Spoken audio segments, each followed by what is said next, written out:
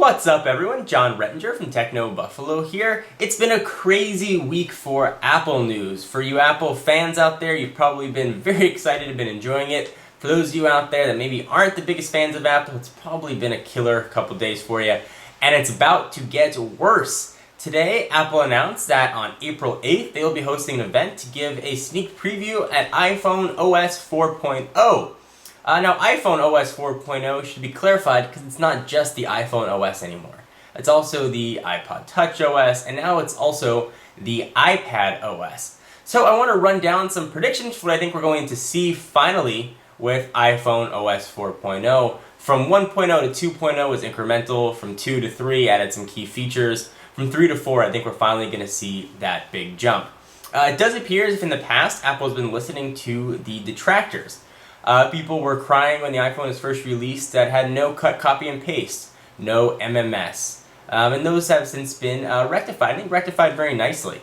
The key features that were missing from the iPhone have been fixed, save for a few, which we'll talk about. So let's go ahead and get to the predictions for what I think we're going to see for iPhone OS 4.0. First and foremost, and sort of the biggest gaping hole I think in the operating system is multitasking. I think we're finally going to see true multitasking on the iPhone, iPod Touch, and iPad. We'll call it the i devices. Finally, we're going to see true multitasking. We've seen it referenced in the kernels of some of the previous released devices, especially the iPad. We've seen even bits and pieces referenced in the SDK. Whether or not Apple completely opens it up to third-party multitasking support, or whether it's just multitasking for native apps, yet to be seen.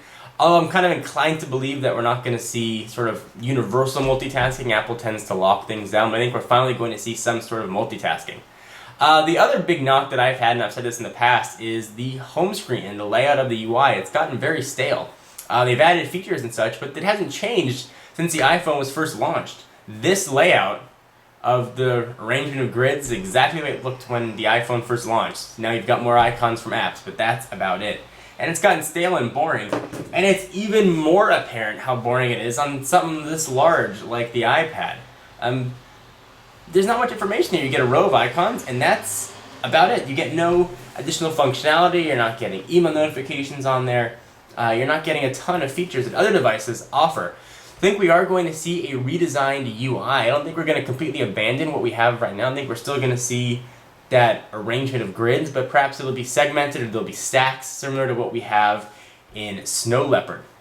There have been also rumors perhaps some sort of widget support, so live widgets similar to the tiles that Microsoft has on Windows Phone 7. They've since dropped the series from the end of that. And Android.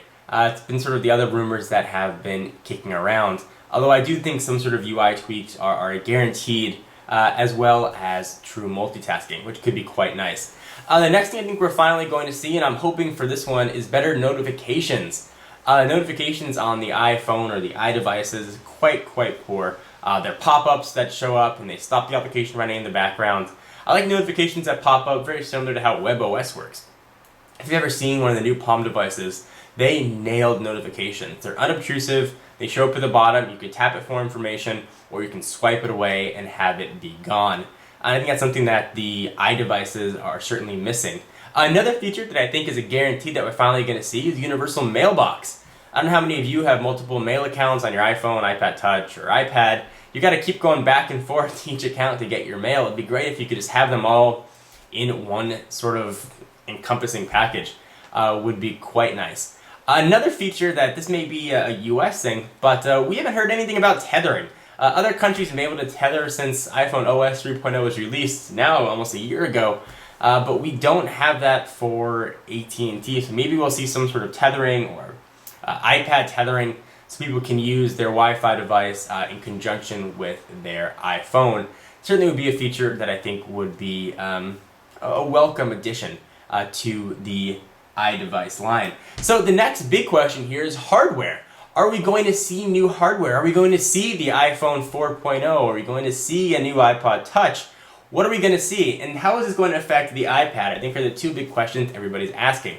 So are we going to see new hardware? I don't think so. I think we're going to see just the operating system shown on existing 3GS, iPod Touch, and iPad hardware. I think we're not going to see a new iPhone until the June or July timeframe. It seems to be the general consensus and the path that Apple has followed in the past. So the question begs, why are they showing a new iPhone OS in April when new hardware is not coming out until June or July?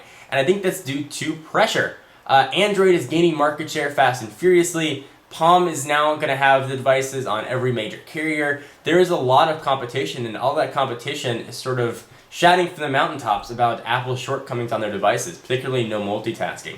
And I think that's sort of a way to circumvent that. It's people that are saying, well, my contract is up. Should I wait for the new iPhone? I think it's coming in June, or I don't really know. You know what? Maybe I'll just get a Nexus 1, or maybe I'll just pick up a Droid. Now people are going to be saying, well, all that new cool stuff is coming. It's worth waiting till June or July. And also I think Apple is doing this for another reason, to do with the iPad. People are waiting, I think, even though they sold 300,000 units, waiting to see what a Generation 2 device might bring. At least now people will be able to pick up an iPad saying, you know what, I know what the device is going to do now. And then come June or July, when you know what OS 4.0 is coming, they're going to know what the iPad is going to be capable of. It's going to add multiple features. Like I mentioned, the home screen range is just glaring on the iPad, with that much screen real estate not being used. You know, the lock screen has no information other than time and your signal reception, and that's about it, and that's things that really, really need updating.